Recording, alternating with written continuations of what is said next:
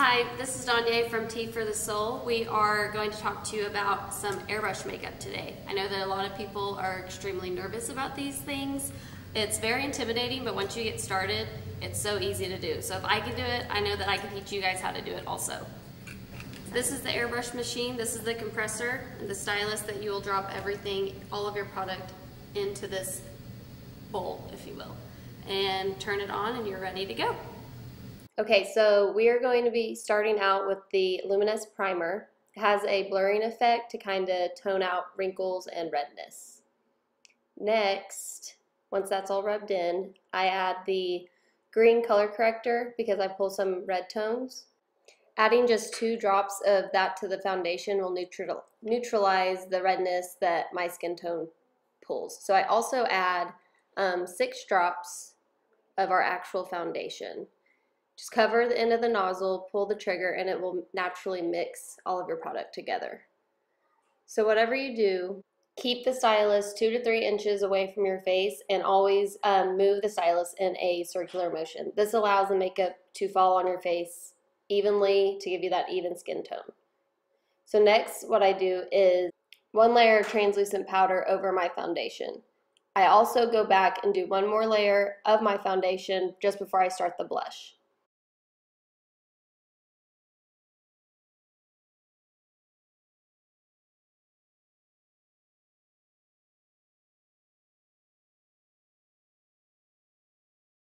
Now onto the blush. So the great thing about this product is that you can mix colors together. I mix 2 colors, Orchid and a natural, and it kind of gives me the coloring of a bronzer and a blush all in one. So it eliminates a whole nother step.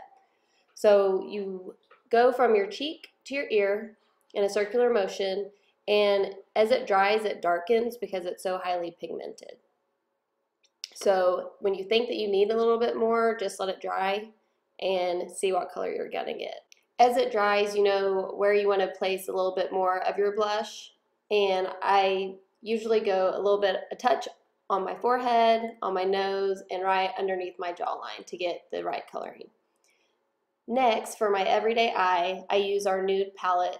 I start with just a nude matte, and then I go in with one of our real pretty ash colors for an everyday look, and I do that on the outside, and I blend it all together on the outside. So then I get a small brush and do a lighter color on the inside of my eyes just to make my eyes pop just a little bit. So next, I go over everything 1 more time just to blend it all together. Next, what we do is eyeliner.